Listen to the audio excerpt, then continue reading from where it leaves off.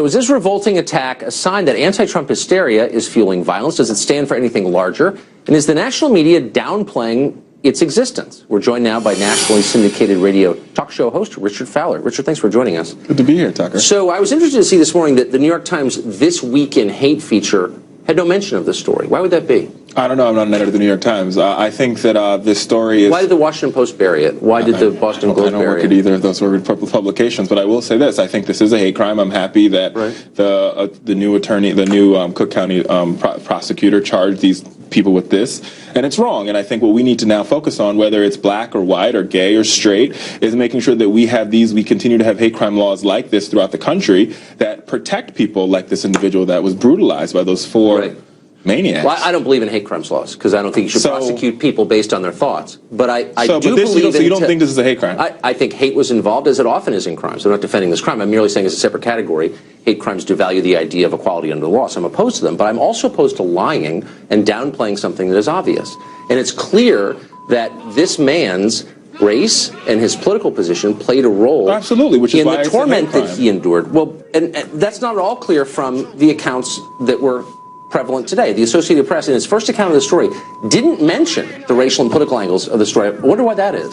I don't know. I don't work for the Associated Press. I think what we can say here... theme here? Is you got the New York Times, the AP? What I can say here is that the charges came down from the prosecutor, which is the final arbiter. There's no journalist is an arbiter of this case. The prosecutor is, and eventually a jury of these four individuals' peers, and those came down and said this was a hate crime. It was fueled by race, it was fueled by ideology, and it's wrong. And that's why we need stronger hate crimes in this country to prevent incidents like this and incidents that go the opposite direction. Yeah. So we can have the government divining our thoughts and prosecuting on the basis of that. But here's the point I'm making.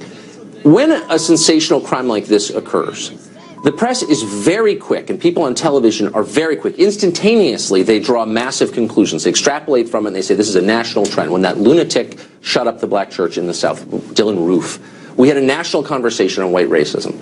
Now, I'm not against such a national conversation, but if you're going to extrapolate from something like that, why the instantaneous downplaying of this as four crazy people? I don't think, and an isolated disabled man. No, I don't think. I don't think anybody's isolating this at all. I think if you look at the reporting that we've seen today, if you look at people just reporting the facts, which is this individual was charged with a hate crime, which means this prosecutor, based upon the standards for a hate crime in the state of Illinois, thought that these four individuals were in violation of a hate crime, just like Dylan Roof, according to the statutes in South Carolina, were in violation of a hate crime. That's for prosecutors to decide, not for journalists. Well, but we also draw conclusions from events. That's part of our job here in the commentariat.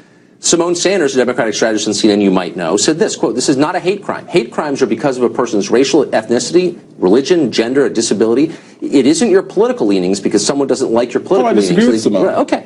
You had Don Lemon saying, I don't think it's evil. I don't think it's evil. I think these are young people, and I think they just had bad home training. Last night on the Kelly Files, I called this a hate crime. I was probably one of the first Democratic commentators to do so because it's a hate crime. It's a hate crime. It's wrong. It's vile. It's disgusting. And what this should cause us to do, Tucker, is it should cause all of our Americans, whether you're black, white, Hispanic, Jewish, Muslim, to say, we are moving into a new presidency. How do we come to the table? Because this is not America, right?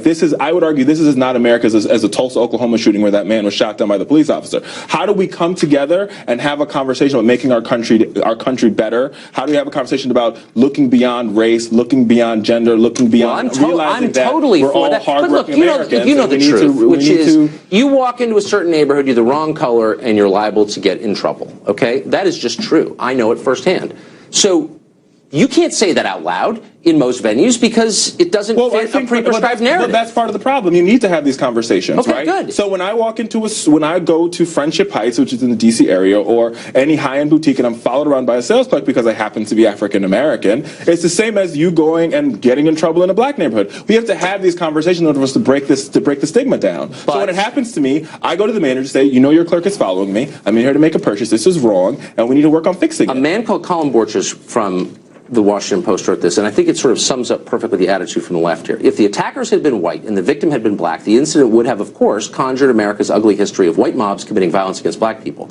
There's no parallel history of the reverse happening or anything remotely approaching the same scale. Now, that may be right on the merits, but it is an obvious attempt to downplay the significance of this, because what's at stake, as you know, is victim status. And the idea that a Trump supporter might be a victim of a crime based on his political belief. Okay, but nobody wants to give up the prosecutor status here. The prosecutor is very clear in her determination. Then why are all these liberals trying to say that this is just one isolated example when you've seen time and again? You cannot. Here's the problem. This is not. I would argue that a hate crime is a hate crime. It's not. It doesn't have a political tilt to it. Dylan Ruth. We don't blame Republicans for Dylan Ruth. No, and we shouldn't blame Democrats for these four. Are you joking? I never blamed Republicans. Well, good for Dylan you. Ruth. I'm glad to have one reasonable person on this show. And I think there's very people. Dylan Ruth is a rage maniac racist. Were you in this country when that happened?